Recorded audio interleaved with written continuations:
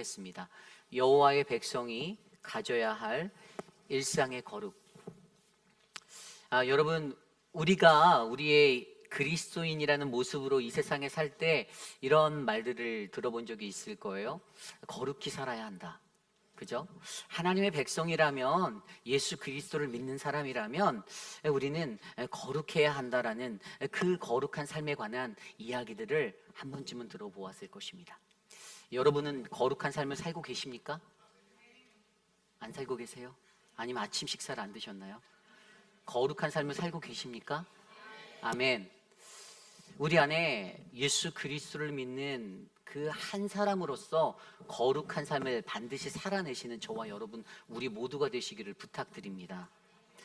그렇다면 도대체 왜 우리가 이 거룩한 삶을 살아가야라는 이 고찰들, 이 묵상들을 우리가 할 때 이것에 답을 얻기 위해서 우리가 반드시 먼저 질문해야 하는 한 가지 질문이 있습니다. 그것은 무엇이냐 하면, 인간은, 우리는 왜 존재하는가라는 이 질문들을 반드시 해야 합니다. 나는 왜 존재하는가? 여러분들은 왜 존재하십니까? 뭐 죽지 못해 살고 뭐 이렇게 답하시는 분은 없으시죠? 아니면 뭐 먹기 위해 살고 뭐 살기 위해 먹는다라고 대답하실 분은 없을 거라 믿습니다. 우리가 왜 살아가는가? 내가 왜 숨을 쉬고 내가 왜 오늘 이 순간을 내가 살아가는가라는 이 존재의 문제를 반드시 고민해 보셔야 해요. 여러분, 그 러시아의 그 우리 굉장히 거장이죠. 유명한 시인 중에 우리가 잘 아는 알렉산드 그 푸시킨이라는 사람이 있어요. 푸시킨. 이 푸시킨이 썼던 시의 제목 중에 이런 게 있어요. 삶이 그대를 속일지라도. 뭐 읽어보신 분들이 계실 거예요.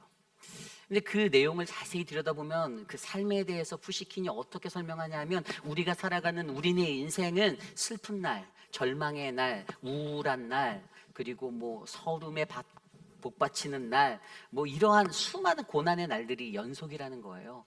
그런데 그때 우리 인간은 노하거나 분도 내기도 하고 막 서러운 마음에 슬퍼하기도 하는데, 그런데 그때 그가 말하는 그 충고, 어드바이스는 그것을 참고 견디면 반드시 기쁨의 날이 올 것이다라고 말합니다. 그게 우리 인생이라는 거예요. 우리가 살아가는 그 인생의 그 존재성을 들여다볼 때 늘 힘들 것 같고 어려운 것 같고 뭔가 안 풀리는 것 같고 왜 이렇게 고난이 끊이지 않지라고 생각되어질 때에도 우리가 참고 견디면 그 기쁨의 날을 잠깐이나 맞이할 수 있다는 것을 그가 설명해 주었어요. 예일대의 심리학 교수인 폴 블룸이 그가 쓴 책에 그 최선의 고통이라는 책이 있어요. 최선의 고통. 그런데 그가 그 책에서 굉장히 의미 있는 한마디를 던진데, 그게 뭐냐면 우리의 인생은 가치 있는 만큼 아프고 괴롭다라는 거예요. 내 삶의 인생의 자리가 아프고 힘들다라고 느껴지십니까? 그러면 그 삶이 더 가치 있는 삶이 될 거다라는 소망을 가지시길 바랍니다. 이게 중요한 거예요. 이 세상에 있는 이러한 사람들도 바로 그러한 인생의 기준과 가치를 바라보고 살아가는데, 하물며 하나님의 백성, 그리스도인으로 부름받은 우리들이 과연 나의 존재에 대해서 내가 어떻게 이해하고 살아가는가? 굉장히 중요한 이야기죠. 하나님께서 나를 지으시고 나를 살게 하셨는데 과연 나를 이 땅에 세워놓으신 그 이유가 무엇인가? 우리가 잘 알고 있는 웨스터민스터 소요리 문답 첫 번째 질문이 무엇입니까? 많이 들어보셨잖아요. 우리가 하나님을 창조주로 모시고 살아가는 우리가 가장 먼저 사람의 제1된 목적이 무엇이라고요? 그것은 하나님을 영화롭게 하고 바로 영원토록 그를 즐거워하는 것이다라고 기록되어져 있습니다. 하나님을 영화롭게 하고 영원토록 그를 즐거워하는 인생. 여러분, 저와 여러분 우리의 삶에 이 목적성이 반드시 깃들어 있기를 간절히 부탁드립니다. 내 삶의 존재에 대해서 내가 생각할 때, 그래, 내 삶도 동일하게 하나님을 영화롭게 하고 영원토록 그분을 즐거이 하는 그 인생이 되어야지. 왜라는 그 질문을 던지신다면 잘 생각해 보세요. 하나님의 말씀 속에서 어떻게 그것을 표현해 주셨는지. 이스라엘 백성들이 애굽에서 신음하고 고통받을 때 그 신음의 소리를 들으시고 하나님은 그들을 건져내시기로 결단하셨습니다. 하나님이 택했던 그의 백성들의 그 신음을 들으신 하나님, 그래서 모세를 통하여 그들을 출애굽하셨을 때 바로 왕 앞에 가서 선포했던 그 말 중에서 왜 이들을 이끌어내야 하는가에 대해서 뭐라고 말했냐면, 출애굽기 5장 1절, 8장 1절, 9장 1절에 보면 이렇게 나와요. 내 백성이 광야에서 내 앞에 절기를 지킬 것이라. 다른 말로 하면 내 백성이 나를 섬기리라. 내 백성이 나를 예배케 하리라. 어디에서? 광야에서.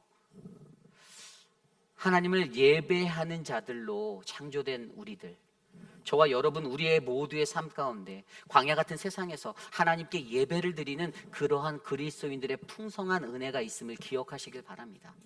그런데 이 백성들이 어떻게 이것을 해야 할까 고민할 때 하나님은 레위기 11장 45절 말씀으로 이렇게 말씀하셨습니다. 나는 너희의 하나님이 되려고 너희를 애굽 땅에서 인도하여 낸 여호와라. 내가 거룩하니 너희도 거룩하라. 아멘. 어떻게 하라고요? 내가 너희의 여호와 하나님인데 나를 닮아 너희도 거룩해. 이것이 바로 예배의 본질입니다. 하나님의 거룩함이 담긴 그 거룩. You shall therefore be holy. I am holy. 내가 거룩하니 너희도 거룩해야 한다라는 그 하나님의 음성 앞에서 우리 또한 동일하게 하나님을 예배하는 참된 예배자, 나의 하나님 앞에 예배하는 그러한 예배자가 되기를 소망합니다. 그래서 오늘 우리는요, 우리의 하나님 되신 그 하나님 앞에 어떻게 우리가 거룩히 살아가야 할까? 우리가 여호와의 백성으로 선택받은 자들인데, 이건 내 선택이 아니라 우리 하나님께서 선택하여 주신 그 특권인데, 내가 내 일상 가운데서 그 거룩의 사명, 나의 존재론적인 나의 모습이 하나님의 피조물로서 하나님을 영화롭게 하고 즐거워해 할 그 모습으로 살아갈 그 거룩을 내가 어떻게 지킬 것인가? 오늘 말씀을 통하여서 우리는 이것에 대해서 3가지 정도로 살펴보려 합니다. 오늘 우리에게 주시는 그 말씀 안에서 거룩한 일상을 발견하시는 저와 여러분, 우리 모두가 되시기를 간절히 축원합니다. 오늘 첫 번째로 여호와의 백성이 가져야 할 일상의 거룩. 오늘 첫 번째로 우리는 여호와의 백성임을 알아야 합니다. 우리는 가장 먼저 우리는 여호와의 백성임을 알아야 합니다. 오늘 말씀 1절 말씀의 전반부에 이렇게 나옵니다. 너희는 너희 하나님 여호와의 자녀이니. 아멘. 모세의 선포는요, 이스라엘을 향하여 너희는 여호와 하나님의 자녀다라고 선포하고 계십니다. 여러분, 저와 여러분 우리 모두가 바로 하나님 여호와의 자녀임을 믿으시길 바랍니다. 우리도 동일하게 그분의 자녀입니다. 아니, 제 아버지는 다른 분이고 어머니는 다른 사람인데요, 육적인 것을 말하는 것이 아니에요. 본질적으로 창조하신 창조주 하나님 앞에 모든 피조물들이 감당해야 하고 기억해야 하는 한 가지, 우리는 여호와 하나님의 백성이라는 사실을 기억하셔야만 합니다. 오늘 말씀 2절 후반부에도 보면요, 뭐라고 나와 있냐면요, 여호와께서 지상 만민 중에서 너를 택하여 자기 기업의 백성으로 삼으셨다라고 말씀하십니다. 전에 말씀을 통해 보았죠. 여기서 말하는 기업이라는 히브리어 세굴라, 보물이에요. 감추어진 보화 같은 거예요. 여러분, 그냥 뭐 있는 거가 아니라, 여러분 중앙박물관에 가보셨어요? 거기에 전시되어져 있는 것들이 보물이잖아요. 막 국보급이에요. 그런데 여러분, 진짜 보물은요, 거기에다 디스플레이도 안 해놔요. 딴 데다 숨겨놔요. 그런 게 세굴라예요. 저와 여러분, 우리의 삶에 우리는요, 하나님의 세굴라, 하나님이 아끼시고 막 숨겨놓으시고 마지막 히든카드로 잘 감추어놓은 그런 보물들이 바로 저와 여러분 우리입니다. 그게 바로 하나님의 자녀예요. 그러므로 여호와 하나님에 관하여서 우리가 하나님의 되심을 가장 먼저 인정하는 것, 이것이 우리에게 정말로 필요하다라는 것입니다. 여호와 하나님에 관해 인정할 때 그것이 뭐냐면 바로 나 자신의 정체성에 관한 그런 문제잖아요. 나는 누구인가? 여러분 스스로에게 질문해 보십시오. 여러분들은 누구입니까? 내 이름 석자를 내면서 나는 누구인데? 근데 하나님이 원하시는 그리스도인의 대답은 내 이름 석자가 아니라 나는 하나님의 자녀입니다. 나는 주의 아들입니다. 주의 딸입니다. 나는 그의 백성입니다. 나는 그의 성민입니다라는 이 고백을 듣기를 원하시는 거예요. 내가 가지고 있는 내 삶의 정체성, 분명히 우리는 신명기 7장 6절 말씀을 통하여 너는 여호와 내 하나님의 성민이라, 내 하나님 여호와께서 지상 만민 중에서 너를 자기 기업의 백성으로 택하셨다라고 말씀하셨습니다. 내 선택이 아니라 하나님이 택하신 거. 분명히 그 말씀 앞에 뭐라고 했냐면 너희들의 수요가 많아서, 너희들의 머리 숫자가 많아서 내가 너희를 택한 게 아니야. 내가 너희를 사랑하여서, 하나님이 우리를 사랑하셔서 아무런 조건 없이 우리를 택하여 주신, 그래서 선택받은 저와 여러분 우리 모두가 바로 하나님의 백성임을 믿으시길 바랍니다. 그래서 여러분, 이 정체성에 대한 확고한 믿음이 우리에게 필요해요. 나는 누구인가라는 정체성. 내가 이 세상을 살아가는 동안에도 우리가 하나님의 기업, 그 백성됨을 기억하고 이것을 믿고 살아갈 때 우리는 하나님 앞에서 더욱더 강건한 믿음의 삶으로서의 그 인생을 살아낼 줄 믿습니다. 사랑하는 우리 모든 성도님들 한 분 한 분들이 가장 먼저 그 하나님에 관한 우리 여호와의 백성임을 인정하시는 그 정체성의 사람이 되시기를 부탁드립니다. 그리고 이것이 바로 여호와의 백성이 가져야 할 일상의 거룩, 가장 먼저 우리에게 필요한 첫 번째입니다. 저는 오늘 이곳에 계신 우리 모두에게 나의 정체성은 오직 하나님께, 하나님의 자녀로서의 그 믿음의 고백을 드리시는 우리 모두가 되시기를 간절히 축원합니다. 제가 저희 아이를 바라보면, 제게 딸이 있잖아요. 제가 이런 생각을 했어요. 미국에 와서 십몇 년 동안 살면서 이 정체성의 혼란기를 겪은 적도 저도 있거든요. 이게 한국에서 저는 태어나서 30살까지 살다가 미국에 도미했는데 이게 충격이 큰 거예요. 그런데 지금 제가 제 딸을 바라다 보면 우리 딸이 한국말을 너무 잘해요. 근데 반면에 영어는 잘 못해요. 아주 못하지는 않아요. 뭐라고 이렇게 알아는 듣는 것 같아요. 그런데 제가 이 딸을 바라보며 늘 기도하는 것의 하나가 뭐냐 하면, 하나님, 이 아이가 이 땅에 살면서도, 디아스포라라는 이 인생을 살면서도 하나님의 백성에 관한 정체성을 잃지 말게 해주시옵소서라는 기도입니다. 그리고 아버지로서 제가 제 마음속에도 여전히 저는 영주권자니까 아직 저는 한국 사람이에요. 한국 사람에 관한, 제가 나중에 시민권을 받는다고 해도 저는 미국 사람이라고 생각이 잘 안 들 것 같아요. 왜냐하면 내 안에는 뼛속 깊이 한국인의 피가 흐르고 그 정서와 얼이 흘러가니까. 그래서 제 바람도 내 딸이 이 땅에서 미국 사람으로, 저희 딸이 네바다주 리노에서 태어났거든요. 그러니까 시민권자이긴 하지만 미국 사람으로서의 정체성보다는 한국 사람으로서의 이 얼과 정체성을 잊지 않았으면 좋겠다라는 작은 기도가 있습니다. 그래서 여러분, 이 정체성에 관한 문제가 정말 중요한 거예요. 우리가 어떠한 정체성을 가지고 살아가는가가 우리 교회의 깊은 뿌리가 될 수가 있음을 기억하시길 바랍니다. 여호와 하나님의 백성이라는 이 정체성, 회의빛 한인 장로교회는 여호와 하나님의 자녀들이 모인 공동체다. 우리는 그러한 가족이다라는 이 정체성을 날마다 기억하시는 우리 모두가 되시기를 간절히 축원합니다. 그래서 저와 여러분의 우리의 삶에 여호와의 백성이 가져야 할 일상의 거룩, 바로 우리는 여호와의 백성임을 인정하는 그 은혜가 넘치기를 간절히 축원합니다. 오늘 두 번째로 여호와의 백성이 가져야 할 일상의 거룩, 오늘 두 번째로 우리는 세상의 풍습을 따르지 말아야 합니다. 우리는 세상의 풍습을 따라야 하지 말아야 합니다. 여러분, 오늘 말씀 1절 후반부에 보면요, 죽은 자를 위하여 자기 몸을 베지 말며 눈썹 사이 이마 위에 털을 밀지 말라라고 말씀하십니다. 고대 근동의 사람들에게 한 가지 붙잡혀 있었던 사상 중에 하나가 바로 이러한 생각이에요. 누군가가 죽잖아요. 그러면 신이 노해서 그가 죽었다라고 여겨버리는 거예요. 그러한 생각이 있었습니다. 그래서 누군가가 죽었다, 장례가 일어났다 그러면 이 사람들이 무엇부터 하냐면 자기 몸을 베는 이 행위들을 한 거예요. 왜일까? 왜 이들이 이러한 모습들을 했을까? 그것은 바로 내가 이렇게 피를 흘리며 보이는 것을 통해서 신한테 내가 약한 존재예요. 나는 약해요. 그러니까 난 건들지 마세요. 나 좀 지켜주세요. 그 죽음의 칼날을 내게서 피하게 해주세요라는 의식의 행위로서 이러한 행위들을 했다라는 거예요. 그래서 여러분, 이때 그들이 장례가 일어나면 애도를 해야 되는데 이 행위들이 애도를 뛰어넘어서 어떤 행위로 갑니까? 자학의 행위로 가는 거예요. 자기를 상하게 하는 이 자학의 행위로 가다 보니까 이게 우상숭배가 되는 거예요. 우상숭배가. 그러한 모습들이 그들에게 있었다는 겁니다. 신을 달래기 위해서 이러한 행위들을 장례식의 그 상황 속에서 하는 그 어리석은 자들의 모습, 눈썹 사이 이마 위에 털을 밀지 말라는 그 말씀조차 어기며 그렇게 자학하는 그러한 모습들, 분명히 우리가 알고 있잖아요.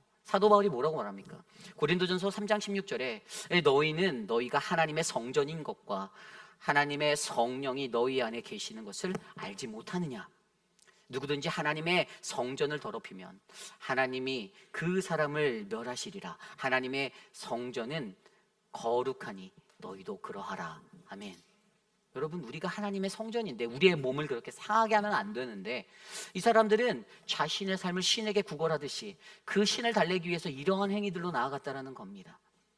사도 바울이 고린도전서 6장 20절에 그런즉 너희 몸으로 하나님께 영광을 돌리라. 아멘. 우리의 육신을 통해 내 몸을, 하나님이 주신 내 몸을 통해, 하나님의 성전과 같은 이 몸을 통해 하나님을 영광을 드리는 그것으로 사용해야 되는데, 자신의 생명을 유지하고 우상 같은 신을 달래기 위한 도구로 이러한 모습들을 사용했던 그들의 어리석음들이 있었다라는 거예요. 그래서 여러분, 이러한 상태 가운데 우리가 세상의 풍습을 쫓아서 그들에게 만연해 있던 그것들을 쫓아서 행하는 이 모습들이 얼마나 하나님의 백성 성민으로 살기에 안타깝고 어리석은 것들인지를 우리가 알아야 합니다. 여러분, 2022년 10월 29일 기억하십니까? 무슨 날이죠? 이태원에요, 할로윈 때문에 수만 명의 인파가 모여서요, 아주 큰 사단이 났던 날입니다. 머나먼 그 이영만리 타국에서 이 땅에서 그 뉴스를 접하고 듣는데 가슴이 메었어요. 아마 그 중에서 그 해외 유학파 사람들이 많았는지 어디서 그냥 보고 들은 것들 갖고 한국으로 들어와서 그 땅에 새로운 문화를 전파한다고 이태원에 집결하여서 모였는데, 여러분, 그날에 죽었던 사람 숫자가 몇 명인지 아십니까? 그날에 159명이 죽었고요, 196명이 사상을 하게 되었습니다. 다쳤어요. 그 한순간이었어요. 그들이 그날 그곳에 모이면서 내가 오늘 죽어서 돌아올 거라는 생각을 한 사람은 아무도 없었을 것입니다. 하지만 세상의 다른 나라에서 유행하였던 그 풍습을 따라 그들의 세상의 것을 쫓아 그렇게 살아가던 그 모습 때문에 어떤 일들이 일어났나요? 안타까운 젊은 영혼들이 가족을 떠나게 되었고요, 이 세상을 등지게 되었습니다. 슬프고도 아픈 일이에요. 세상의 풍습을 쫓아가면 우리들이 마주해야 하는 것은 죽음이라는 절벽이라는 것이에요. 그래서 여러분, 이러한 상황의 모습들, 그래서 하나님은 이스라엘 백성에게 누누하게 말씀하셨어요. 신명기 18장 9절에서 14절의 말씀을 보면요, 그들에게 뭐라고 말하냐면 점쟁이나 그 다음에 기륭을 말하는 사람, 요술사, 무당, 진언자, 신접자, 박수 등을 멀리하라, 가까이 하지 말라라고 말합니다. 그러면서 그 뒤에 신명기 18장 12절 말씀에 이게 왜 그런가? 여호와 앞에서 가증한 행위이기 때문에 절대로 본받지 말라라고 말씀하십니다. 하나님이 보시기에 가증한 것이 세상의 것들이라는 거예요. 그들의 풍습이고 그들의 문화라는 것입니다. 그래서 본받지 말라라는 거예요. 이런 가증한 일, 그 가증한 일로 어떻게 한다고요? 내 하나님 여호와께서 그들을 내쫓을 거다라고, 이스라엘이 가나안에 들어가 마주해야 하는 그 7족속의 그 모든 추방과 그들의 진멸이 바로 이들의 가증함 때문에 일어났다라고 설명합니다. 악이에요, 악. 그러니 여러분, 저와 여러분들 안에도 우리가 세상의 풍습을 보고 좋다라고 만족하고 즐거워하고 그러하는 것이 아니라, 우리의 신앙 안에 우리가 여호와의 백성으로서 가져야 하는 그 거룩한 우리의 삶의 일상에서는 이것이 정말로 중요한 것임을 기억하셔야만 합니다. 그래서 여러분, 어떻게 하면 좋은가라는 고민을 해보게 되었어요. 어떻게 하면 우리가 세상 속에 살면서 세상에서 쏟아지는 그 문화와 풍습 가운데 어떻게 내가 이 거룩을 지킬 수 있을까? 그래서 좋은 예가 무엇인 거냐면, 우리 교회가 이 할로윈을 가지고 하고 있는 할렐루야 나잇이에요. 세상의 풍습이고 문화이긴 하지만 교회가 그것을 받아들여서 기독교 교육이라는 크리스천 에듀케이션, 기독교 컬처로 이것을 컨버트, 변환하는 거예요. 그래서 교회가 재생산을 해내는 거예요. 리크리에이션 해내는 거예요. 그래서 우리 아이들에게 그것들을 베푸는 거예요. 작년에 우리가 할렐루야 나잇 할 때 우리 오재근 장로님하고 김춘호 장로님 방문해 주셨어요. 너무 재밌었던 거예요. 그랬더니 당회 때 저에게 얘기하시더라고요. 목사님, 이거 우리 애들만 하지 말고 어르신들과 온 교우가 함께하는 시간을 만들어 주시면 안 됩니까? 사실은 올해 정초에 신년 대축제라고 기획을 해서 하려고 했는데, 이제 2주간에 쏟아지는 특세와 여러 행사들 때문에 올해는 그것을 파즈시켰어요. 멈춰놨어요. 그래서 뭐 먹거리도 만들고 장터도 만들고 게임도 할 수 있는 뭐 투호나 여러 가지 것들을 기획해서 우리 주일학교와 또 교육자들이 함께 힘을 모아서 이 사역을 한번 해보려고 했는데, 결국에서 여기서 중요한 것은 세상의 풍습과 문화가 있다라면 그것을 성경적으로 비블리컬한 하나님의 문화로 재생산하는 역할을 교회가 감당해야 된다는 겁니다. 왜 교회라는 곳에 교육 목사가 있을까요? 아니 그냥 아무나 하면 될 텐데 왜 교육 목사라고 할까요? 그들이 하나님의 말씀 가운데서 세상의 문화를 변화시킬 수 있는 전문가이기 때문이에요. 왜 전도사가 필요합니까? 그들이 하나님의 말씀으로 세상의 것들 가운데 더 풍성한 것들을 가르칠 수 있는 능력자이기 때문입니다. 그러므로 여러분, 저희 교회에 교육을 담당하는 지도자들을 위해서 기도해 주시길 바랍니다. 세상의 것에 휩쓸리지 아니하고 하나님의 바른 문화를 하나님의 말씀의 기초 아래 세울 수 있는 그 능력이 우리 교회에 넘쳐나기를 소망합니다. 사도 바울이 고백합니다. 에베소서 5장 11절, 너희는 열매 없는 어둠의 일에 참여하지 말고 도리어 책망하라. 아멘. 세상의 것들이 눈에 보이기에 좋으십니까? 그런데 그것은 열매 없는 것들입니다. 그것이 열매가 없다라면 하나님의 말씀으로 선포하시고 책망하시길 바랍니다. 그리고 그것들을 어떻게 하면 우리 교회에 잘 커넥트하여서 성경적으로 잘 연결하여서 중요한 우리 교회의 아이들의 좋은 말씀의 문화가 자리 잡힐 수 있는지를 우리가 기도해 주시기를 바랍니다. 이것이 바로 오늘 우리에게 주시는 여호와의 백성이 가져야 할 일상의 거룩 두 번째, 바로 우리는 세상의 풍습을 따르지 말아야 합니다입니다. 여러분, 이 이야기를 가장 잘 나타낸 이야기가 열왕기상 18장에 나옵니다. 열왕기상 18장에 보면 엘리야가 갈멜산에서 전투를 치러요. 전투를 치릅니다. 그들이 어떻게 합니까? 그들이 전투를 치를 때 먼저 엘리야가 너희들이 한번 너희의 신을 불러봐, 기회를 줘요. 그런데 그들이 첫 번째로 신을 불러요. 콜링을 해요. 막 오시옵소서. 근데 안 와요. 아무런 반응이 없어요. 그 두 번째로 그들이 반응하는 게 뛰어노미라고 뛰어놀았어요. 제단 앞에서 막 춤추고 난리가 났어요. 막 뛰어다니면서 근데 아무 변화가 없어요. 이 세 번째로 그들이 큰 소리를 쳤다라고 성경은 기록합니다. 이제 더 크게 소리를 지르는 거예요. 임하소서 막 하는데 아무런 변화가 없습니다. 네 번째 행위가 뭐였는지 아세요? 그들의 몸을 상하게 했어요. 그 성경에 보면 18장에 보면 그들의 몸에 이 자학을 했어요. 상처를 내서 근데 아무런 변화가 일어나지 않습니다. 극단적인 선택으로 몸을 상하게 하는데도 우상은 아무런 반응하지 않아요. 이것이 세상의 풍습의 모습이에요. 하지만 그 옳지 못한 예배, 그런데 엘리야가 드린 그 단번의 예배, 거룩하게 하나님께 마음을 다하여 진정한 참되신 하나님께 드린 그 예배가 어떻게 됐습니까? 하늘에서 불이 내려 성령의 불로 그곳을 활활 태워서 바알과 아세라를 믿던 850명의 그 선지자, 거짓 예언자들을 다 죽게 만드는 하나님의 능력이 되었음을 기억하시길 바랍니다. 이 시대를 살아가는 우리는 세상을 이길 수 있습니다. 우리는 능히 세상을 감당할 수 있습니다. 다만 그 능력의 힘이 큰 것이 내게 있지 아니하고 하나님께 있다라는 그 말씀으로 살아갈 때 우리는 그 놀라운 기적을 경험하게 될 것입니다. 저와 여러분들 안에 세상의 풍습이 아닌 하나님의 말씀 위에서 주님의 능력을 나타내는 일상의 거룩이 일어나길 간절히 기도드립니다. 이것이 오늘 말씀의 두 번째, 우리는 세상의 풍습을 따르지 말아야 합니다입니다. 오늘 마지막으로 여호와의 백성이 가져야 할 일상의 거룩, 우리는 하나님께서 정한 것만 먹어야 합니다입니다. 우리는 하나님께서 정한 것만 먹어야 합니다. 오늘 말씀 3절 이후의 말씀에 보면요, 3절은 이렇게 시작해요. 너는 가증한 것은 무엇이든지 먹지 말라. 먹지 말라. 그러면서 정확히 말씀을 분석해드리면 3절부터 8절까지는요, 이 포유류의 정결한 것과 부정한 것을 구분해 주십니다. 그리고 9절부터 10절은 어류에 관한 정결한 것과 부정한 것을 갈라주세요. 11절부터 20절까지는 조류와 곤충에 대해서 정한 것과 부정한 것을 갈라주시고 계십니다.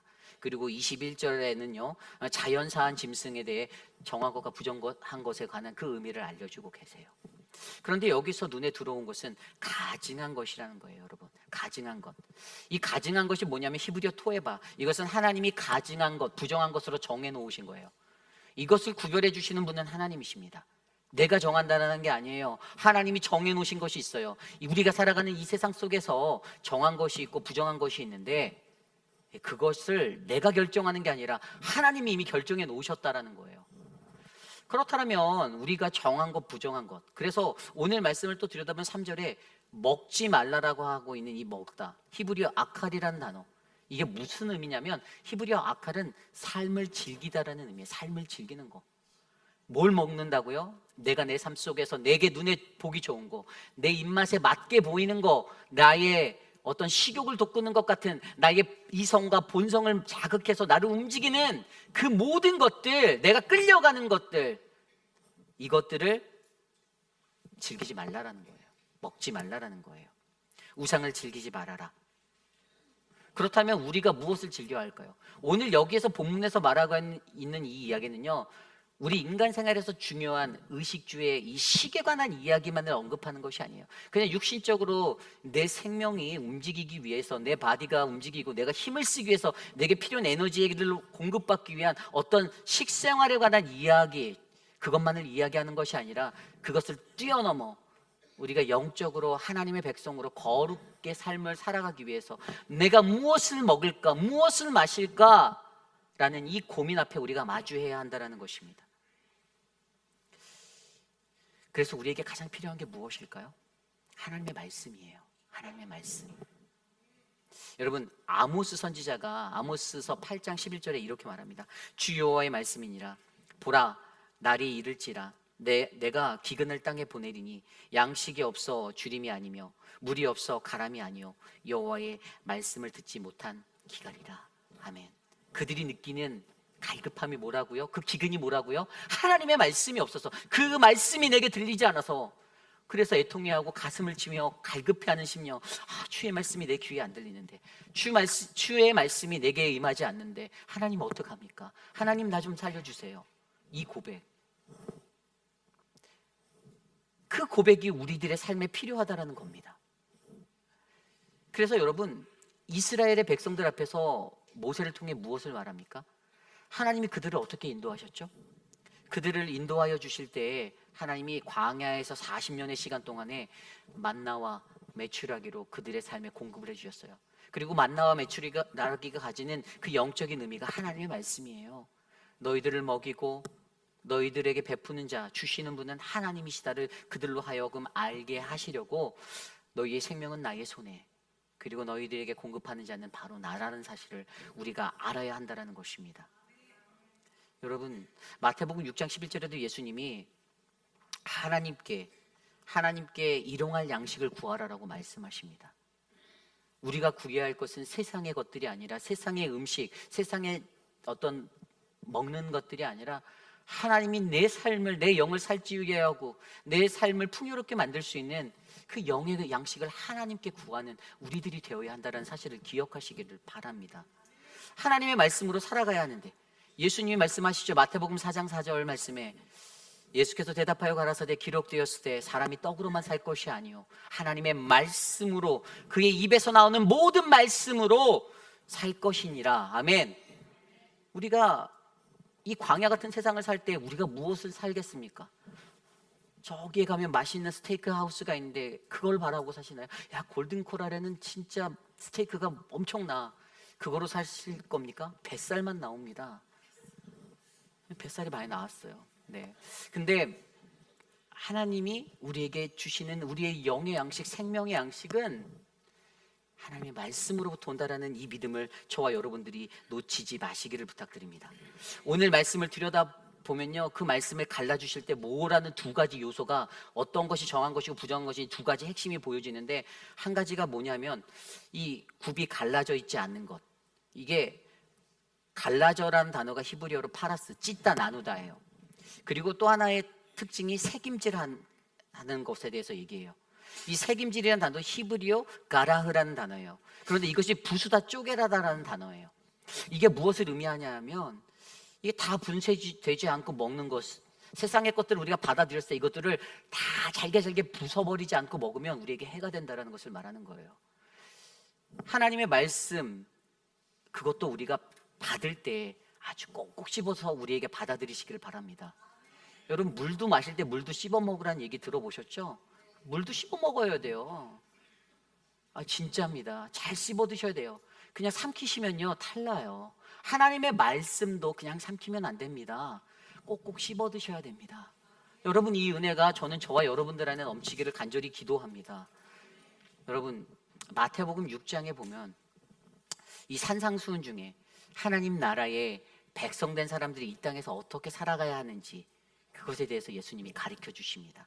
그래서 마태복음 6장을 들여다보면 이 구제함을 위해서 너희가 어떻게 해야 하는지를 막 말해주세요. 구제가 중요하다. 구제를 해야 돼. 그리고 두 번째로 가르쳐 주신 게 이 기도에 관해서 가르쳐 주는데, 외식하는 자처럼 기도하지 말고 주기도문을 가르쳐 주시면서 이렇게 기도하라라는 그 가르침을 주세요.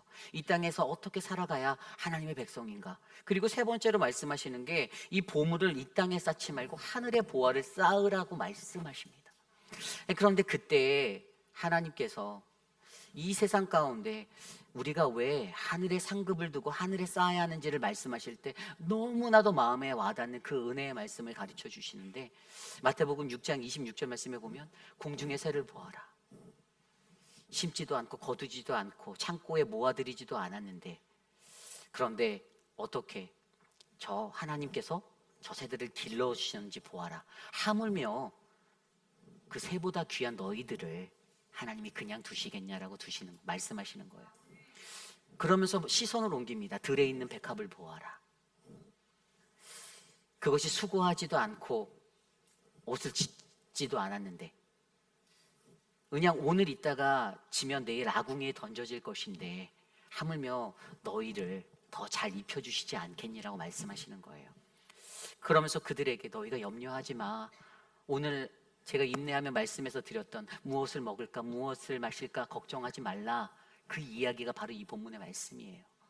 그러시면서 여러분, 가장 은혜되는 한마디를 더 던져주는데 그게 우리가 너무 잘 아는 말씀. 너희는 먼저 그의 나라와 그의 의를 구하라. 그리하면 이 모든 것을 너희에게 더하시리라. 아멘. 덤으로 주신다는 겁니다. 하나님의 의를 구하고 그의 나라를 믿고 살아가면 하나님이 우리에게 더욱더 큰 풍성함으로 우리를 채워주신다는 것을 믿으셔야만 합니다.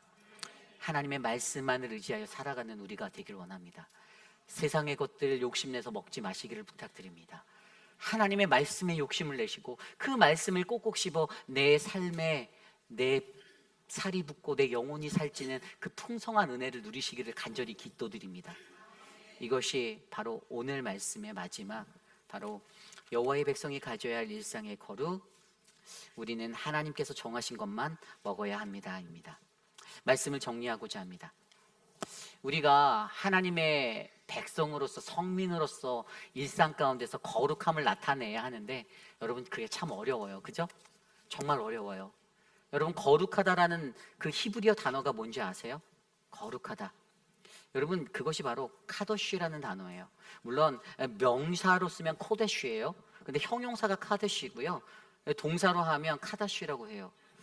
그런데 이게 거룩이잖아요. 이게 뭐냐 하면 특별한 목적을 위해 하나님께서 분리하신 거예요.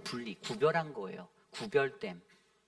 그런데 여러분, 이 카도쉬의 삶, 거룩한 삶을 우리가 살아갈 때 이게 왜 어렵냐 하면, 히브리어 원어로 볼 때 알파벳에 그 카도시라는 단어에 점 하나가 찍히면 그 단어가 카도샤로 바뀌는데, 카도샤가 가지는 의미가 창녀, 매춘부의 의미를 가지고 있어요. 점 하나의 차이예요. 점 하나. 이 거룩이라는 그 하나님의 거룩 앞에서 우리가 거룩한 자로 살아가야 하는데 이게 어렵다라는 거예요. 쉽지 않다라는 거예요. 내가 하나님 앞에 매일 예배하고 매주 예배하고 하나님 말씀 본다고 살아가는데도 너무 어려운 거예요. 근데 하나님, 나는 이거밖에 안 돼요. 나는 오늘 또 무너졌어요. 하나님, 나는 오늘도 또 넘어졌어요. 내가 거룩하게 살기를 원하는데 내가 그 거룩함을 지켜내기가 너무나도 힘든 거예요.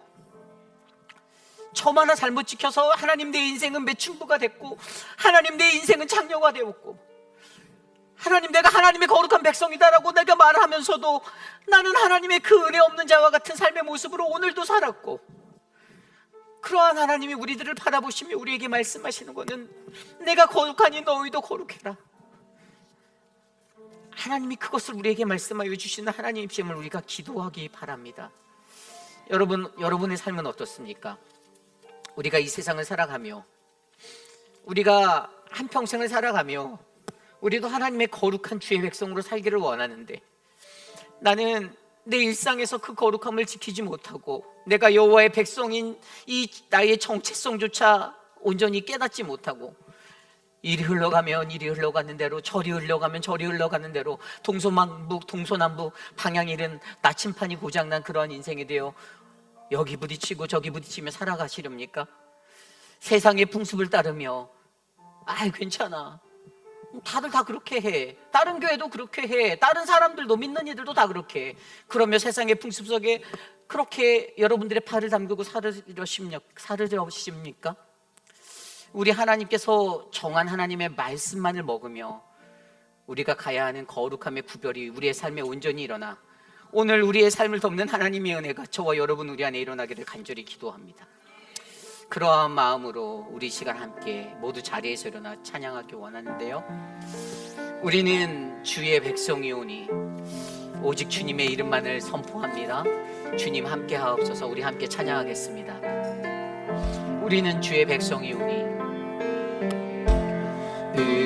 우리는 주의 백성이오니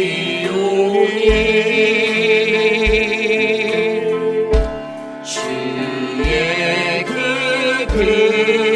이름 선포합니다. 이곳 어두운 세상에, 이곳 어두운 세상에 빛으로 비르셨네.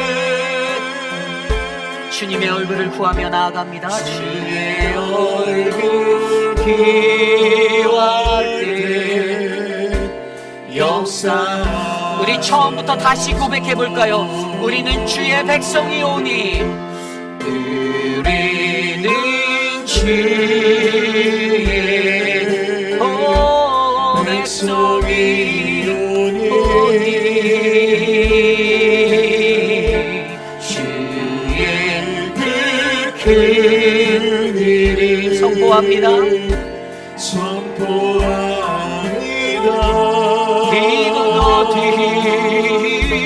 이곳 어두운 세상에 빛으로 비르셨네.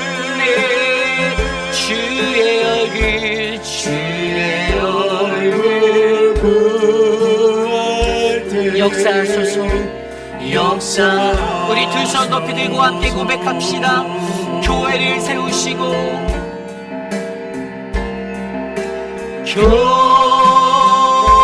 교회를 세우시고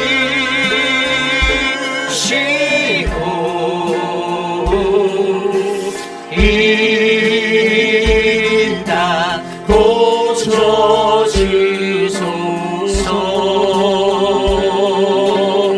주님 나라 이곳에, 주님 나라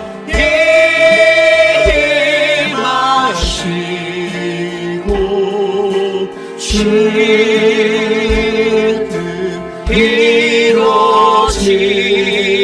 우리 다시 한번 고백할까요? 우리는 주의 백성이오니, 우리는 주의 백성이오니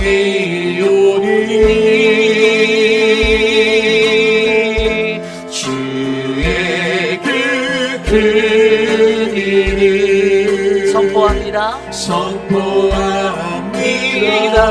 이곳 어두운 세상, 이곳 어두운 세상에 빛으로 비르셨네. 주의 얼굴 기할 때 역사하소서.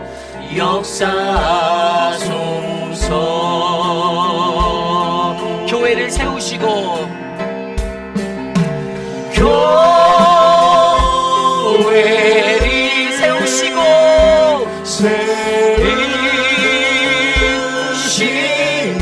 이 땅 주시옵소서.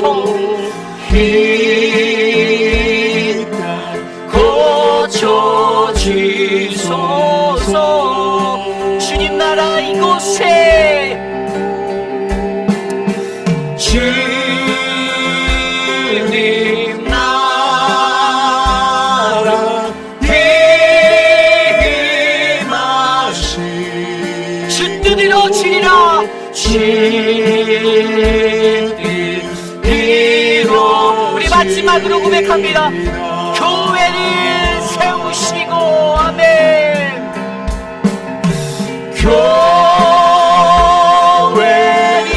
교회를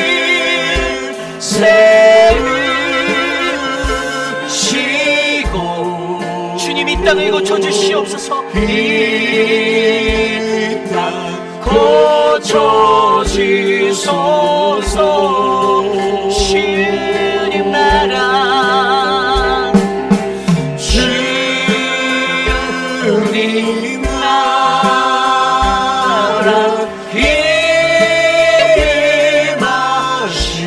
임하시고 주 뜻